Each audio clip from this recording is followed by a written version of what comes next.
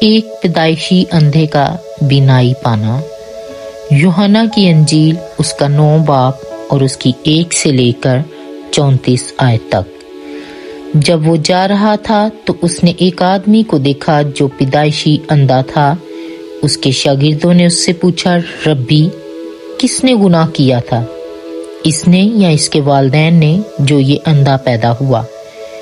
یسوع نے کہا، نہ تو اس آدمی نے گناہ کیا تھا نہ اس کے والدین نے، لیکن یہ اس لیے اندھا پیدا ہوا کہ خدا کا کام اس کی زندگی میں ظاہر ہو۔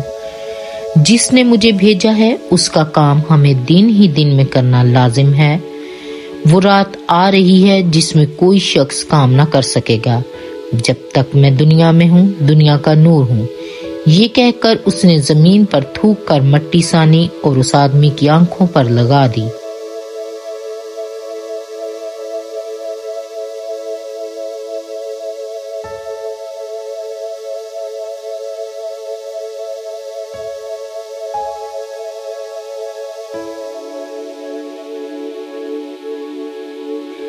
اور اس سے کہا، جا سلوام کے حوض میں دھو لے۔ سلوام کا مطلب ہے بھیجا ہوا۔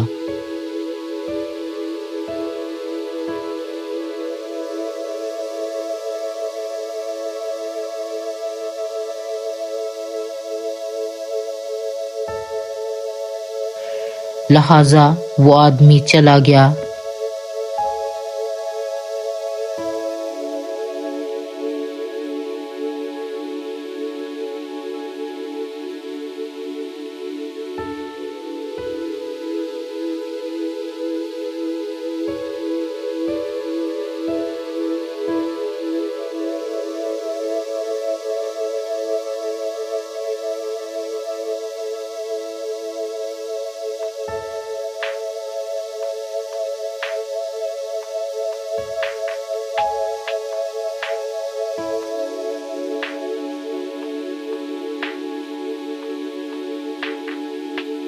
اس نے اپنی آنکھیں دھوئیں۔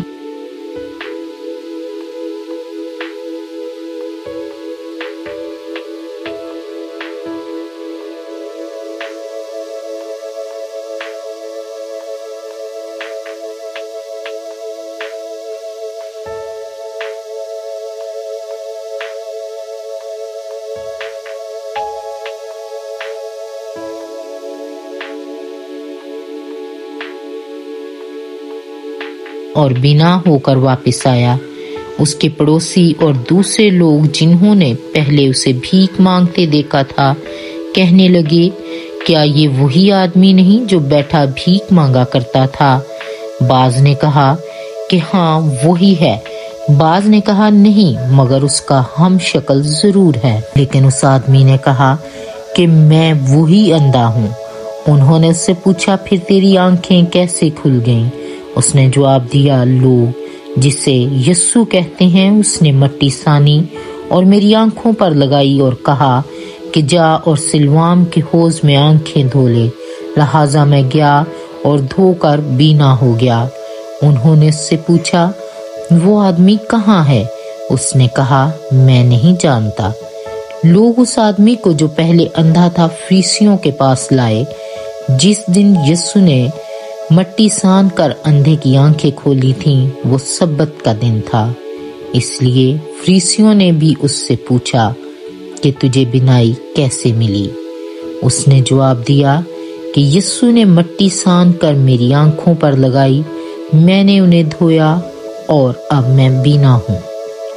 فریسیوں میں سے بعض کہنے لگے، یہ آدمی خدا کی طرف سے نہیں، کیونکہ وہ سبت کے دن کا احترام نہیں کرتا۔ بعض کہنے لگے، کوئی گناہگار آدمی ایسے معجزے کس طرح دکھا سکتا ہے؟ پس ان میں اختلاف پیدا ہو گیا۔ آخر کار وہ اندھے آدمی کی طرف متوجہ ہوئے اور پوچھنے لگے کہ جس آدمی نے تیری آنکھیں کھولی ہیں اس کے بارے میں تیرا کیا خیال ہے؟ اس نے جواب دیا، وہ ضرور کوئی نبی ہے۔ یہودیوں کو ابھی بھی یقین نہ آیا کہ وہ پہلے اندھا تھا اور بینا ہو گیا ہے۔ پس انہوں نے اس کے والدین کو بلا بھیجا तब उन्होंने उससे पूछा, क्या ये तुम्हारा बेटा है जिसके बारे में तुम कहते हो कि वो अंधा पैदा हुआ था? अब वो कैसे बीना हो गया? वालिदैन ने जवाब दिया, हम जानते हैं कि वो हमारा ही बेटा है और ये भी कि वो अंधा ही पैदा हुआ था, लेकिन अब वो कैसे बीना हो गया और किसने उसकी आंखें खोली, ये हम नहीं जानते। तुम उसी से पूछ लो, वो तो बालिग है। उसके वालिदैन ने ये इसलिए कहा था कि यहूदियों से डरते थे, क्योंकि यहूदियों ने फैसला कर रखा था कि जो कोई यीशु को मसीह की हैसियत से कबूल करेगा, इबादत खाना से खारिज कर दिया जाएगा।